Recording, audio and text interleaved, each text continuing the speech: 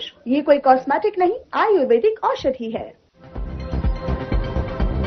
पंचकुला में राज्य स्तरीय सम्मेलन का आयोजन, सीएम नायब सिंह सैनी ने की शिरकत। रोजगार और आजीविका मिशन पर दिया जोर।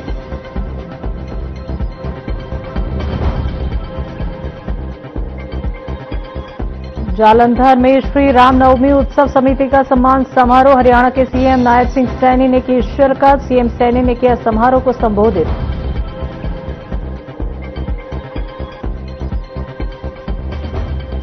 कुरुक्षेत्र में कांग्रेस का संयुक्त प्रशिक्षण शिविर आयोजित, नेता प्रतिपक्ष भूपेंद्र सिंह हुड्डा हुए शिविर में शामिल। चुनावी वादों से लेकर प्रदेश में कानून व्यवस्था तक सरकार को घेरा।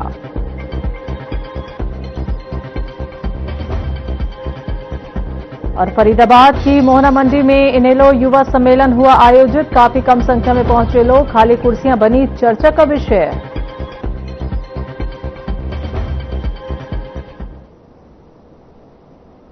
नमस्कार, हरियाणा की खबरों में आपका स्वागत है। मैं हूं आपके साथ शैलजा त्यागी। तो हरियाणा के मुख्यमंत्री नायब सिंह सैनी ने पंचकुला के इंद्रधनुष ऑडिटोरियम में विकसित भारत गारंटी फॉर रोजगार एंड आजीविका मिशन ग्रामीण राज्य स्तरीय सम्मेलन में शिरकत की। इस दौरान उन्होंने कहा कि योजना प्रधानमंत्री नरेंद्र मोदी की ओर से श्रमिकों को सम्मान, सुरक्षित आजीविका और समय पर मजदूरी की गारंटी है। मुख्यमंत्री ने मनरेगा में सुधारों की बात करते हुए बताया कि अब इस योजना के तहत रोजगार की गारंटी 100 दिनों से बढ़ाकर 125 दिन कर दी गई है और इसमें भी जोड़ी गई है। उन्होंने कांग्रेस पर निशाना साधते हुए कहा कि वो इस योजना को लेकर भ्रम फैला रहे हैं, जबकि प्रधानमंत्री मोदी और उनकी सरकार श्रमिकों के जीवन स्तर को ऊंचा उठाने के लिए निरंतर काम कर रही है। के साथ कई कमियां इसमें आ गई थी, हम सब जानते हैं। इनका खामियाजा सीधे हमारे मजदूर भाइयों को ये भुगतना पड़ता था। आपसे ज्यादा कौन जानता है कि कहीं मशीनों ने आपका काम छीना है और कहीं जैसा हमारे नवीन जी बता रहे थे फर्जी दान हो जाता था। अनेकों बार मजदूरी मिलने में भी महीने महीने लग जाते थे। मनरेगा के नाम पर देश के कई हिस्सों में भ्रष्टाचार, फर्जी जॉब कार्ड, ठेकेदारों का वहां मनमानी, मजदूरों के हक की लूट। और जब सीएजी की रिपोर्ट आई तो सीएजी की रिपोर्ट से लेकर के सोशल ऑडिट तक बार बार यह देखने को मिला कि असली मजदूर काम करता रहा और जेबें किसी और की भरती रही। असली मजदूर तो काम करता रहा परंतु जेबें किसी और की भरती रही। उस ढांचे में सुधार लाए बिना आपके कल्याण का उपाय ये नहीं था। साथियों, मैं बताना चाहता हूं कि मनरेगा की जो विसंगतियां थी उनको ध्यान में रखते हुए देश के यशस्वी प्रधानमंत्री आदरणीय नरेंद्र मोदी जी ने जो विकसित भारत जी राम जी ये योजना लाकर समय की मांग के अनुसार इसमें ऐसे महत्वपूर्ण सुधार किए हैं कि उन्होंने विकसित भारत रोजगार और आजीविका गारंटी मिशन ग्रामीण विधेयक 2025 ये देश के सामने रखा है। साथियों, इसे वीबी जी राम जी नाम दिया गया है और इसे कानून कहा जा रहा है। यह केवल साथियों मनरेगा का नाम बदला नहीं है बल्कि ग्रामीण रोजगार व्यवस्था का संपूर्ण आधुनिकीकरण भी ये आदरणीय मोदी जी ने किया है। साथियों, इस नए कानून के तहत रोजगार की वैधानिक गारंटी को 100 दिनों से बढ़ा करके 125 दिन वो किया गया है। ये पहले तो 100 दिन मिलता था, अब इसको बढ़ा करके 125 दिन की काम की गारंटी ये नरेंद्र मोदी जी ने दी है। साथियों, यही नहीं, नए कानूनों में ये भी प्रावधान किया गया है कि अगर जैसे फसल की बुआई का समय है या फसल की कटाई का समय है, उस समय में क्योंकि ज्यादा श्रमिकों की आवश्यकता पड़ती है और जब ज्यादा श्रमिकों की आवश्यकता पड़ती है तो उसमें आप भी डिस्टर्ब ना हो, किसान भी डिस्टर्ब ना हो, उसके लिए 60 दिन इसके अंदर अवकाश का भी प्रावधान किया गया है। साथियों, इसमें श्रमिकों को इस 60 दिनों का काम तो मिलेगा ही, और विकसित भारत जी राम जी योजना के तहत 125 दिन का काम भी मिलेगा, वो भी मिलेगा, उसकी भी गारंटी है। साथियों, इससे पूरे भारतवर्ष में एक ग्रामीण अकुशल श्रमिकों की वार्षिक आय में भी औसतन 7% की ये अधिक बढ़ोतरी होगी। 7% की अधिक बढ़ोतरी हमारे श्रमिकों के वार्षिक आय में होगी। साथियों, हरियाणा में इस हर श्रमिक को कम से कम 125 दिन की गारंटी में उसके 10,000 रुपए अधिक उसको मिलेंगे। और साथियों, हरियाणा हमारा जो राज्य है, यह लाभ यहां पर, क्योंकि हमारे यहां देश में सबसे ज्यादा यहां मजदूरी यहां पर दी जाती है। देश में किसी भी राज्य में इतनी मजदूरी नहीं दी जाती जितनी हरियाणा के अंदर दी जाती है। मैं बताना चाहता हूं कि हरियाणा में ये प्रतिदिन 400 रुपए की दर से न्यूनतम मजदूरी यहां दी जाती है। साथियों, इससे हर श्रमिक की वार्षिक आय में, हमारे हरियाणा प्रदेश के अंदर हर श्रमिक की वार्षिक आय में हमारे हरियाणा के अंदर 50,000 रुपए की अधिक बढ़ोतरी होगी। 50,000 रुपए की उसकी अधिक बढ़ोतरी होगी। साथियों, सबसे महत्वपूर्ण बात यह है कि यह कानून डिजिटल गवर्नेंस को कानूनी रूप देता है, और इसमें जैसा नवीन जी ने बताया कि अब इसमें बायोमेट्रिक, और हमारे बीच में जब बात कर रहा था मैं, उन्होंने भी इसमें ये बात कही है कि अच्छा प्रावधान किया है कि बायोमेट्रिक इसकी हाजिरी लगेगी और आधार आधारित भुगतान भी होगा। आपका ऑनलाइन आपके खाते के अंदर ये पैसा जाएगा। इसको जियो टैगिंग और satellite imagery, real time dashboard और साप्ताहिक सार्वजनिक जानकारी देने के प्रावधान भी इसके अंदर किए गए हैं। साथियों, इसके साथ साथ जो वीबी जी राम जी है, वीबी जी राम जी योजना में अब पहले तो क्योंकि जो प्रावधान था कि 15 दिन के बाद आपको वो आपकी मजदूरी वो मिलती थी, परंतु अब उसको इस वीबी जी राम जी में इस योजना के तहत बदल करके इसको साप्ताहिक कर दिया है कि आपका भुगतान हर सप्ताह में आपके खाते में आएगा, ताकि मजदूर को समय पर उसका पैसा मिल सके। साथियों, सोच लेकर के इसके अंदर सुधार किया गया है। साथियों, ये सभी प्रावधान यह सुनिश्चित करते हैं कि अब न तो कोई फर्जी नाम होंगे, न फर्जी काम होगा और न ही फर्जी भुगतान होगा। ये गारंटी नरेंद्र मोदी जी की है। पंजाब के जालंधर में रामलीला समिति सम्मान समारोह का आयोजन किया गया, जिसमें हरियाणा के सीएम नायब सिंह सैनी ने शिरकत की। सीएम ने भगवान श्री राम के चरणों में नमन करते हुए कहा कि रामलीला सिर्फ एक मंचन नहीं है, यह हमारी संस्कृति की संजीवनी है। रामलीला आने वाली पीढ़ी को ये सिखाती है कि अधर्म कितना भी शक्तिशाली क्यों ना हो, आखिर में विजय धर्म और सत्य की होती है।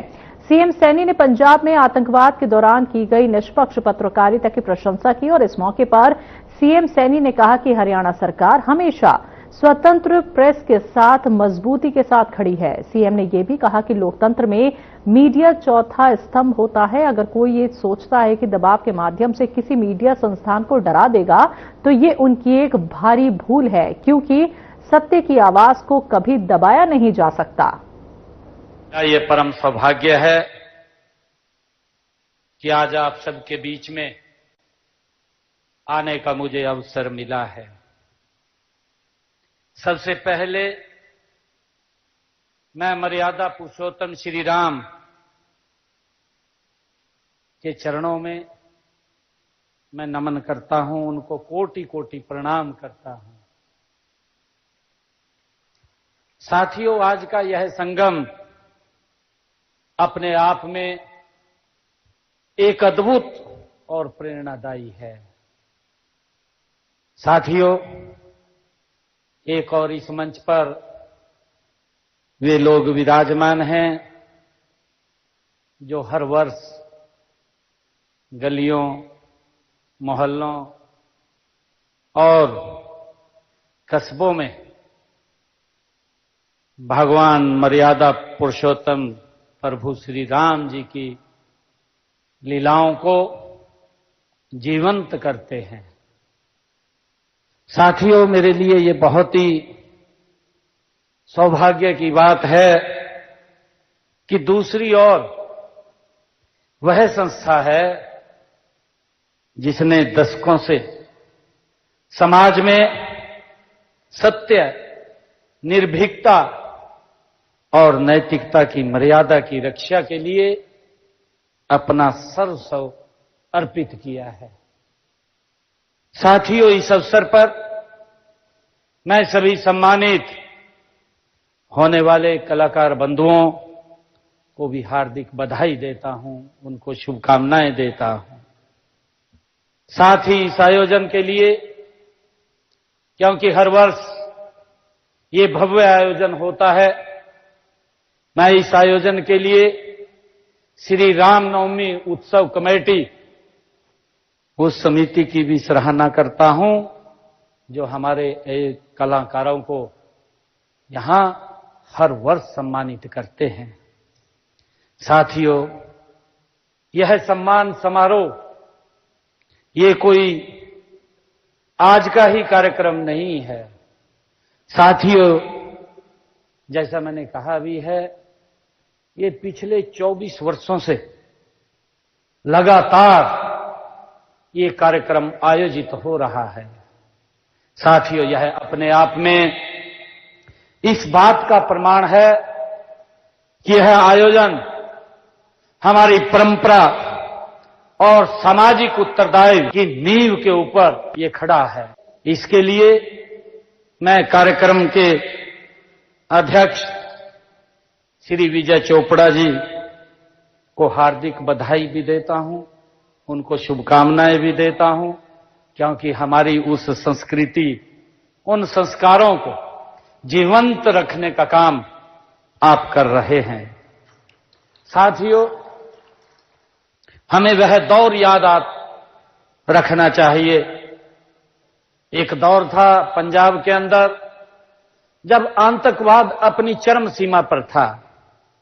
साथियों, वो समय भय का ऐसा वातावरण था कि लोग घरों से बाहर निकलने में भी डरते थे। साथियों, लेकिन उस कठिन समय में भी हमारे साहसी कलाकारों ने श्री रामलीला, दशहरे का पर्व, चाहे भगवती जागरण का महापर्व हो या श्रीमद् भागवत कथा जैसे आयोजनों को करने की बात हो, उन्होंने बंद नहीं होने दिए। लगातार उन्होंने संस्कृति की मिसाल को जलाए रखा है, उसे बुझने नहीं दिया है। साथियों, इसके लिए मैं आप सबको प्रणाम भी करता हूं, आप सबका मैं दिल से धन्यवाद भी करता हूं।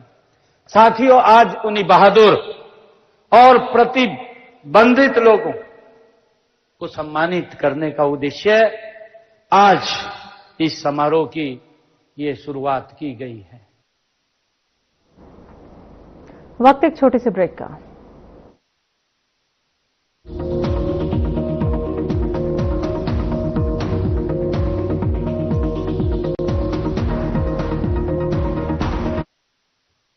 लोग सेहत बनाने के लिए क्या क्या नहीं करते। जिम जाते हैं, कसरत करते हैं, काजू बादाम प्रोटीन के डिब्बे तक घोल घोल कर पीते हैं, फिर भी उनकी सेहत नहीं बनती, क्योंकि उनका पाचन तंत्र खराब है। और जब तक के पाचन तंत्र दुरुस्त नहीं होगा, वो जितना मर्जी अच्छे से अच्छा खा ले, उनकी सेहत नहीं बन सकती। इसलिए हमारी संस्था सन्यासी आयुर्वेदा ने एक ऐसी दवा का निर्माण किया है जो कि आपके लिवर को, आपके पाचन तंत्र को दुरुस्त करने का काम करती है, ताकि आप जो भी खाएं उसका पूरे का पूरा निचोड़ आपके शरीर को लगे, आपकी भूख बढ़े, खाया पिया सही से लगे, नया खून बने, हड्डियों में जान आए, वजन बढ़े और आप मोटे तगड़े खूबसूरत पर्सनैलिटी के मालिक बन जाए। सिर्फ 655 रुपए की पूरे 1 महीने की दवा होती है और आप इसे घर बैठे 01145454545 पर फोन करके दवा मंगवा सकते हैं। रूप मंत्रा आयुर्वेदिक फेस वॉश, इसमें है क्यूकम्बर के प्योर एक्सट्रैक्ट्स जो नेचुरली चेहरे को मॉइस्चराइज रखे। ये कोई कॉस्मेटिक नहीं, आयुर्वेदिक औषधि है। मनरेगा योजना में समय के साथ कई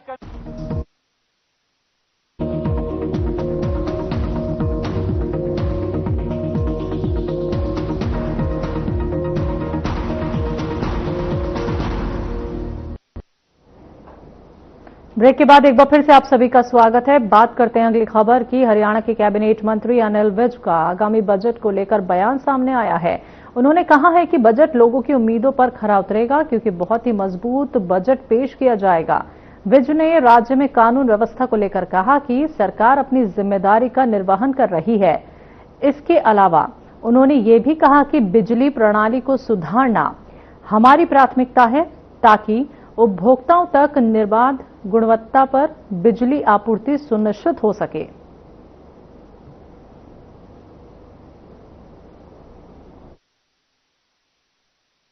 मनोहर लाल जी से, क्योंकि बिजली डिपार्टमेंट मेरे पास भी है और मनोहर लाल जी के पास भी है, उससे संबंधित बातचीत हुई है, कई योजनाओं की बातचीत हुई है कि केंद्र के साथ साथ प्रदेश में भी हम उसको लोगों तक फायदा पहुंचा सकें।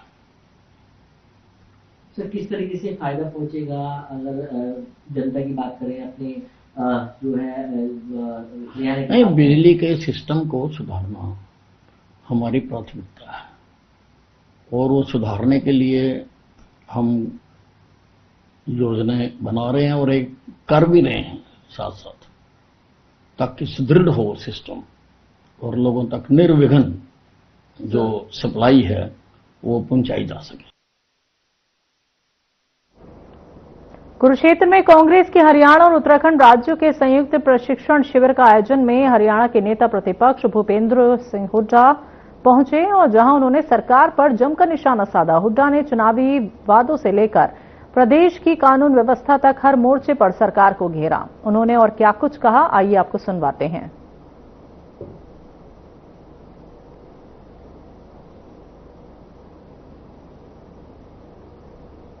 नहीं, नाम चेंज की तो बात नहीं है, उसको जो उसका स्कीम है उसको ही खत्म करने के कदम बढ़ाए हुए हैं। और ये सरकार आने के बाद किया ही इन्होंने नहीं था कि पिछली बार मनरेगा के हरियाणा में 8 लाख रजिस्टर्ड वर्कर थे और इन्होंने 100 दिन का रोजगार कितना को दिया, 2100 को।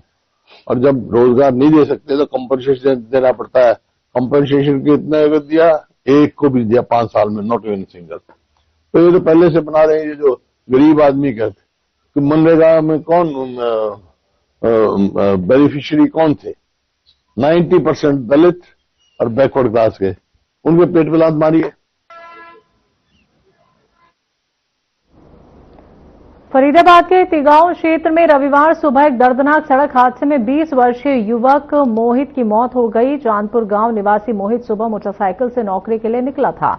कुली और बदरौला चौक के पास घने कोहरे के बीच एक अज्ञात बड़े वाहन ने उसे टक्कर मार दी और चालक मौके से फरार हो गया। गंभीर रूप से घायल मोहित को निजी अस्पताल ले जाया गया, जहां डॉक्टरों ने मृत घोषित कर दिया। तो पुलिस ने अज्ञात चालक के खिलाफ मामला दर्ज कर जांच शुरू कर दी है।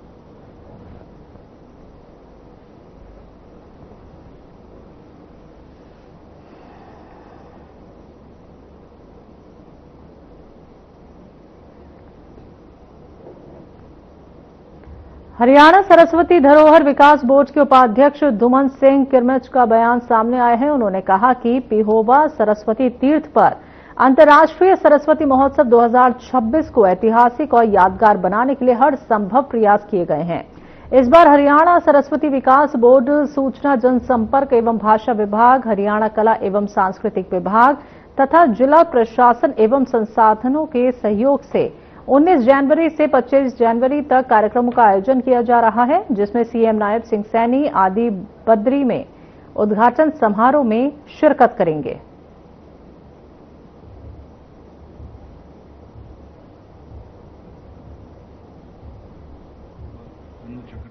की बार मां सरस्वती के अवतरण दिवस पर 23 जनवरी को अब की बार आ रहा है। पिछली बार फरवरी में था, तो हमने ये महोत्सव जो है 19 से लेकर 25 जनवरी तक का किया है।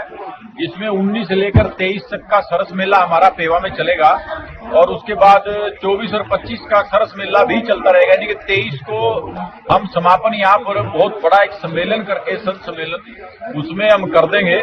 बहुत बड़े बड़े लोग उसमें रहने वाले हैं, वैज्ञानिक रहने वाले हैं, संत जन उसमें रहने वाले हैं। अरविंद कौशिक जी और हनु चक्रपाणी।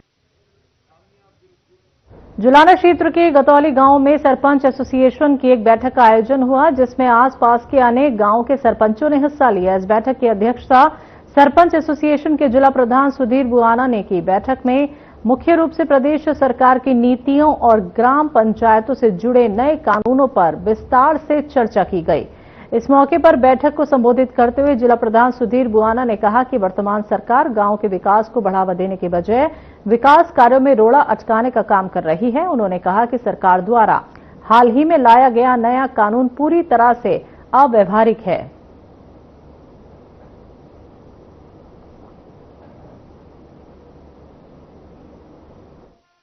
अभी अपनी हरियाणा सरकार ने ग्राम पंचायतों के ऊपर अपना एक दुर्भाग्यवश फैसला थोपने का काम किया है, जिसमें यह कहा गया है कि ग्राम पंचायतें जब ग्राम सभा का आयोजन करती हैं तो गांव की आबादी या उनकी वोटों का 40% जो आमजन है वहां पे उसकी उपस्थिति ग्राम सभा के अंदर दर्ज होनी चाहिए।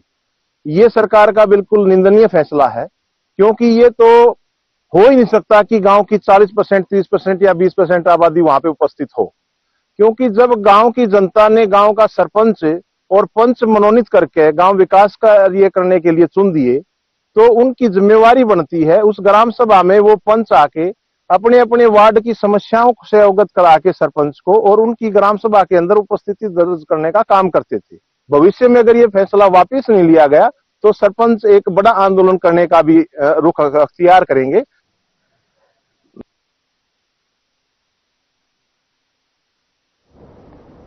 भारत में 2036 तक वरिष्ठ नागरिकों की संख्या 203 मिलियन तक पहुंचने का अनुमान है। इसी को लेकर मानव संरचना विश्वविद्यालय और दक्ष फाउंडेशन ने एजिंग इंडिया, उभरती चुनौतियों और समावेशी समाधान विषय पर सीनियर सिटीजन वेलफेयर 2026 सम्मेलन आयोजित किया। सम्मेलन में मानसिक स्वास्थ्य, सामाजिक समावेशन और पारिवारिक समर्थन को प्रमुख चुनौतियों के रूप में चिन्हित किया और वक्ताओं ने कहा कि वरिष्ठ नागरिक कल्याण अब केवल सामाजिक विषय नहीं बल्कि सुशासन की रणनीतिक प्राथमिकता बन चुका है। सम्मेलन में अधिकार आधारित नीतियों, कानूनी सुरक्षा और गरिमामय जीवन पर विशेष जोर दिया गया।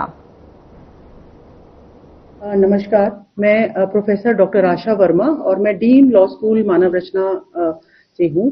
आज जो हमारी ये कॉन्फ्रेंस है ये सीनियर सिटीजन्स के लिए है, बुजुर्गों के लिए है। ये एक ऐसा विषय है जिसके बारे में जनरली लोग बात नहीं करना पसंद करते। अगर आप अपने घरों में भी देखेंगे तो हमारे बच्चे बात नहीं करते अपने दादा से, अपनी दादी से, नाना से, नानी से, या हम अपने आसपास देखेंगे। अगर आप समाज में देखेंगे तो आपको ये समझ में आएगा कि हमारे पास बहुत सारे ऐसे विषय हैं बुजुर्गों के लिए जिस पर हम बात नहीं करते, लेकिन जो एक परेशानी का कारण है। जैसे सोशल सिक्योरिटी, सबके पास पेंशन नहीं है, पैसा कहाँ से आएगा, स्पेशली 60 साल के बाद। काम नहीं है, एक लोनलीनेस है, अकेलापन है, घर के लोग दूर हैं, बच्चे बाहर काम करते हैं, बाहर रहते हैं, और जीवन के एक सफर के बाद उनमें से दोनों में से कोई एक साथी अगर रह जाए तो वो अकेलापन ज्यादा हो जाता है। इसके अलावा हेल्थ इश्यूज हैं, मेडिकल इश्यूज हैं। मेडिकल इश्यूज में मैं सिर्फ फिजिकल इश्यूज की बात नहीं करती, मैं मेंटल इश्यूज की भी बात करती हूँ कि हम एक आदमी जो है वो एक सामाजिक एनिमल हम बोलते हैं, यानी कि जब तक हम एक दूसरे से बात करते रहते हैं, एक दूसरे के साथ जुड़े रहते हैं, तो उससे हमारा मेंटल जो ग्रोथ है वो भी रहता है और हमें जीने की आगे एक संभावना भी मिलती रहती है।